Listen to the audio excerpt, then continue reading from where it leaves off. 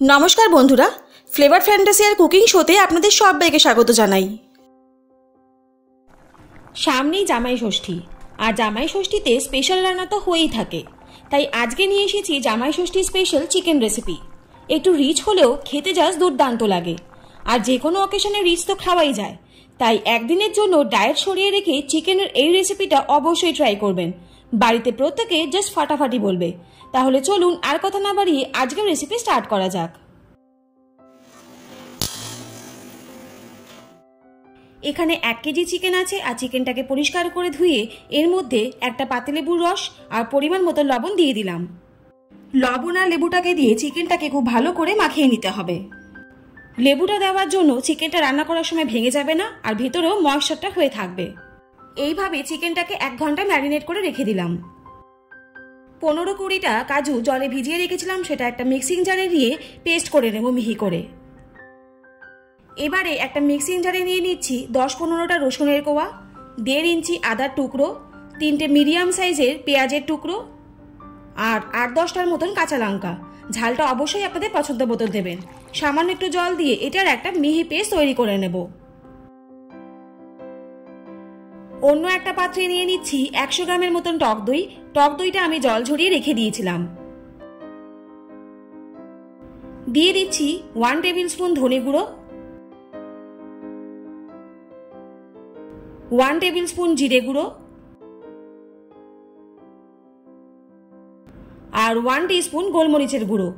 সাদা গোলমরিচ থাকলে আপনারা ওটাই দেবেন, যেহেতু আমার কাছে ছিল না তাই আমি কালো গোলমরিচের গুঁড়ো দিয়েছি। এবারে দইয়ের সাথে এই সব মশলাকে খুব ভালো করে একটা পেস্ট বানিয়ে নেব।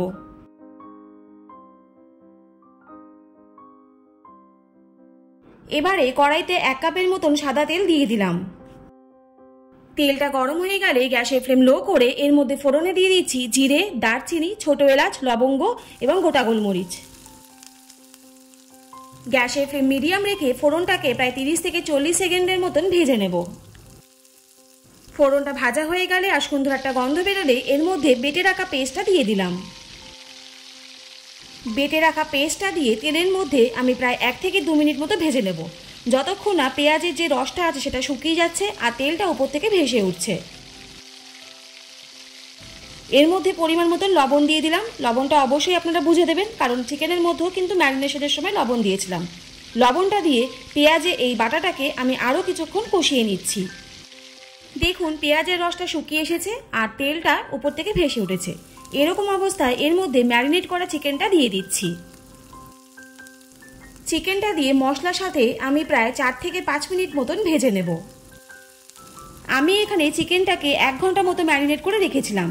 এই পর্যায়ে চিকেনটাকে খুব বেশিক্ষণ ম্যারিনেশনের প্রয়োজন নেই, আপনারা ইনস্ট্যান্টও কিন্তু এই রান্নাটা করতে পারেন, তবে আধ ঘন্টা থেকে 1 ঘন্টা ম্যারিনেট করলে চিকেনটা খুব সফট হয়ে যাবে। মশলার সাথে চিকেনটাকে কষানোর পর প্রায় 5 মিনিটের জন্য কড়াই ঢাকনাটা দিয়ে দিলাম। 5 মিনিট পরে কড়াই ঢাকনা খুলে দিলাম। দেখুন চিকেন থেকে ঠিক কতটা জল বেরিয়েছে। গ্যাসের ফ্লেম মিডিয়াম টু হাই রেখে চিকেনটাকে এইভাবে নাড়াচাড়া করতে করতে চিকেনের জলটাকে শুকিয়ে নিতে হবে। দেখুন চিকেনের জলটা অনেকটাই শুকিয়ে এসেছে। এবারে এর মধ্যে দইয়ের পেস্টটা দিয়ে দিলাম। দইয়ের পেস্টটা দিয়ে চিকেনটাকে আমি আরও 4 থেকে 5 মিনিট কষিয়ে নিচ্ছি। চিকেনটাকে কষানোর পরে আরও 5 মিনিটের জন্য কড়াই ঢাকনাটা দিয়ে দিলাম। 5 মিনিট পরে কড়াই ঢাকনাটা খুলে দিলাম। দেখুন চিকেনের থেকে জলটা অনেকটাই শুকিয়ে এসেছে। আমি আরও 5 থেকে 7 মিনিট চিকেনটাকে হাই ফ্লেমে কষিয়ে নিচ্ছি। 7-8 মিনিট খুব ভালো করে চিকেনটাকে কষানোর পর এরকম পর্যায়ে এর মধ্যে আমি কাজুর পেস্টটা দিয়ে দিলাম। কাজু পেস্টটা দেওয়ার পর চিকেনটাকে আমি আরও 10 মিনিটের মতন কষিয়ে নিচ্ছি। দেখুন চিকেনটা খুব ভালো করে কষানো হয়ে গেছে। এরকম পর্যায়ে এর মধ্যে আমি 2 কাপ দুধ দিয়ে দিলাম। আমি এখানে জল ইউজ করব না, তাই এখানে দুধটা কনসিস্টেন্সিটা একটু লাইট করার জন্য ইউজ করলাম।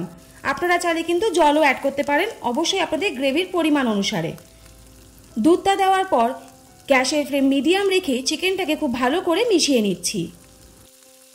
চিকেনটাকে দুধের সাথে খুব ভালো করে মেশানোর পরে কড়াইয়ের ঢাকনাটা দিয়ে দিলাম প্রায় 5 থেকে 7 মিনিটের জন্য, অবশ্যই গ্যাসের ফ্লেম লো রেখে।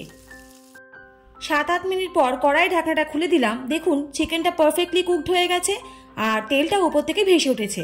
এরকম পর্যায়ে এর মধ্যে আমি গরম মশলা উপর থেকে ছড়িয়ে দিলাম প্রায় 1 টেবিল স্পুনের মতন।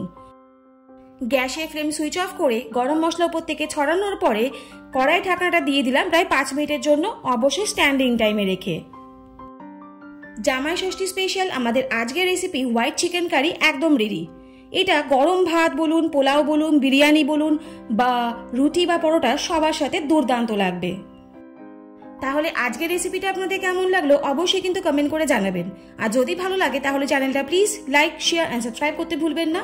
আর পাশে থাকা বেল আইকনটা অবশ্যই প্রেস করে দেবেন যাতে এরকম নিত্য নতুন রেসিপি আপনাদের কাছে সবার প্রথম চলে যায়। সবাই সুস্থ থাকুন, ভালো থাকুন, অনেক ধন্যবাদ পাশে থাকার জন্য।